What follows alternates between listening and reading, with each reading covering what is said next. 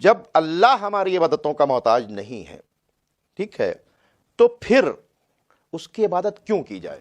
تو یہ بہت زیادہ ناسمجھی والی بات ہے دین کے بارے میں، کہ کوئی عبادت گزار جو عبادتیں کرتا ہے، نماز یا روزے پڑھتا ہے، تو وہ اس لیے نہیں کرتا ہے کہ اللہ کو اس کی ضرورت ہے سوچ کے۔ یہ جو عبادات کا حکم دیا گیا ہے، جس کے میں کہوں گا کہ عبادات سے مراد صرف نماز روزہ نہیں ہے، پوری زندگی دین کی پابندی اور احکام خدا کی پابندی کا نام عبادت ہے۔ ساری رات نماز پڑھنا بھی عبادت بن جائے گا، اور رات میں چین کی نیند لینا تاکہ صبح فریش اٹھ کے روزی کما کے بچوں کی اچھی تربیت کر سکے، یہ رات کا سونا بھی عبادت ہے، خالی نماز پڑھنا ہی عبادت نہیں ہے۔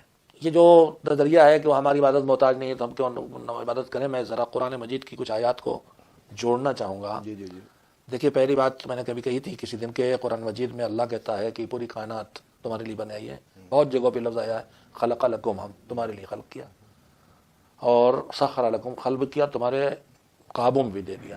اچھا ٹھیک ہے، پروردگار ساری کائنات میرے لیے بنائی، تو پھر مجھے کس لیے بنایا؟ تو لما خلقت الجن والانس الا لیعبدون، میں نے جنوں اور انسانوں کو اپنی عبادت کے لیے بنایا۔ اچھا، تو ساری کائنات میرے لیے بنی اور میں تیری عبادت کے لیے بنا، اب عبادت بھی کر لی، اب کیا ہوگا؟ میری عبادت کرنے سے، میری تکبیریں کہنے سے کچھ وہ بڑا ہو جائے گا، میرے سجدے کرنے سے اونچا ہو جائے گا، میرے روزہ رکھنے سے کچھ اس کے خزانے میں اضافہ ہو جائے گا، کیا ہونے والا ہے؟ تو پھر قرآن مجید کی آیت بتاتی ہے، یا ایھا الناس اعبدوا ربکم الذی خلقکم والذین من قبلکم لعلکم تتقون۔ اے انسانوں، سارے انسان کوئی بھی ہوں، مانے اللہ کو نہ مانے، کئی کو مانے، ایک کو مانے مگر ویسا نہ مانے، انسانوں اعبدوا ربکم، اپنے رب کی عبادت کرو، پوجا نہیں، عبادت کرو، نماز نہیں، اپنے رب کی عبادت کرو، یعنی اس کے احکام کی پابندی کر کے زندگی بسر کرو۔ وہ رب الذی خلقکم، جس نے تم کو بھی نہیں سے ہاں کیا ہے، والذین من قبلکم، جو تم سے پہلے گزر گئے ان کو بھی اس نے بنایا ہے۔ الذی خلقکم والذین من قبلکم، اس کی عبادت کرو، کیوں کریں؟ لعلکم تتقون۔ بہت اچھی، بہت بڑا میسج ہے۔ اب تو اور لوگ پریشان ہو جائیں گے، لیے صاحب عبادت کر کے ہمیں تقوی کا نام سنتے ہی وہی اجڑا پجڑا کمیلا کچیلا فقیر غریب تنگ دست سمجھ میں آتا ہے۔ تقوی صبح کا کھانا، پھٹا پردہ دروازے پر، نہ، تقوی صرف اتنا ہے کہ جہاں ہمارا نقصان ہونے والا تھا وہاں اللہ نے ہمیں روکا ہے، جہاں ہمارا فائدہ ہونے والا تھا وہاں ہم سے کہا یہ کام کرنا پڑے گا تم کو، اور اگر اس کی یہاں نہ مانے تو پھر وہ سزا دے گا۔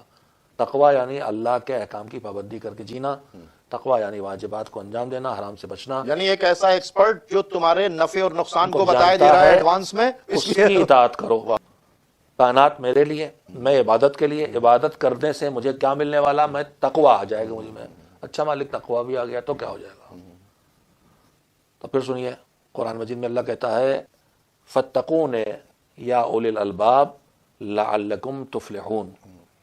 ابھی جو آیت میں نے پڑھی تھی اس میں تھا کہ عبادت کرو، تو عبادت کو حکم کس کو دیا تھا؟ یا ایھا الناس، انسانوں کو، اے انسانوں۔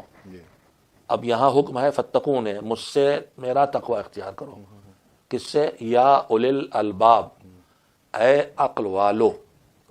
اچھا، قرآن نے بہت عقل والوں کو ایڈریس کیا ہے، بار بار ایڈریس کیا ہے۔ اطاعت کا حکم سب کو دیا ہے، عبادت کا حکم سب کو دیا ہے، مگر تقوی کے لیے سب سے نہیں کہا ہے، صرف صاحبان عقل سے کہا ہے کہ تقوی کی راہ پر آؤ، اس لیے کہ اسے پتا ہے کہ صاحبان عقل ہی میرے احکام کا فلسفہ سمجھیں گے، لاجک سمجھیں گے، حکمت سمجھیں گے، اور جب سمجھیں گے تو دل سے عمل کریں گے تو تقوی ان میں آ جائے گا۔ ایمان والوں سے بھی تقوی کی بات چیت کی گئی، ایمان والوں سے بھی کہا ہے، عقل والوں سے بھی کہا ہے۔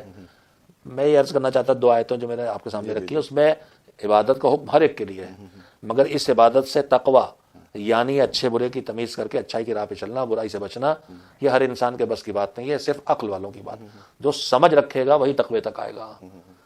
اب جو سمجھدار آدمی تقوی تک آ گیا تو کیا ہوگا؟ لعلکم تفلحون، کائنات تمہارے لیے، تم عبادت کے لیے، عبادت سے پیدا ہو گیا تقوی، اور تقوی آئے گا تو تم کامیاب ہوگا۔ تو میری عبادت سے ملا کیا؟ کس کو ملا؟ کامیاب۔ میری عبادت سے اللہ کو کچھ نہیں ملا، میری عبادت سے مجھے کامیابی ملی۔ تو اللہ کو میری عبادت ضرورت نہیں ہے، مجھے میری عبادت کی ضرورت ہے۔ مطلب اگر میں عبادت کروں گا تو مجھے ملنا ہے، تو میں کامیاب بہت اچھا ہو جاؤں گا، اور میں کامیاب ہوں گا، میں ترقی میں کروں گا، متقی ہو جاؤں گا، میں فلاح پاؤں گا۔ مجھے یعنی اللہ کو کوئی فائدہ نہیں ہے عبادت سے، بلکہ اس عبادت کو کرنے سے مجھے فائدہ ہے. فلاح پانے کا مطلب وہی ہے کامیاب ہونے. اس کے مطلب قرآن ترقی کی طرف لے جا رہا ہے, فلاح کی یہ طرف لے راستہ جا ہے رہا اس کی ہے. نگاہ میں. ترقی کا راستہ بتایا ہے کہ اطاعت پروردگار. اطاعت پروردگار, عبادت کا نام اطاعت پروردگار ہے. عبادت اور اطاعت کرتے کرتے آدمی وہاں تک پہنچے گا کہ اب وہ ترقی کی منزل پر پہنچ منزل تک پہنچ واہ جائے واہ گا. واہ.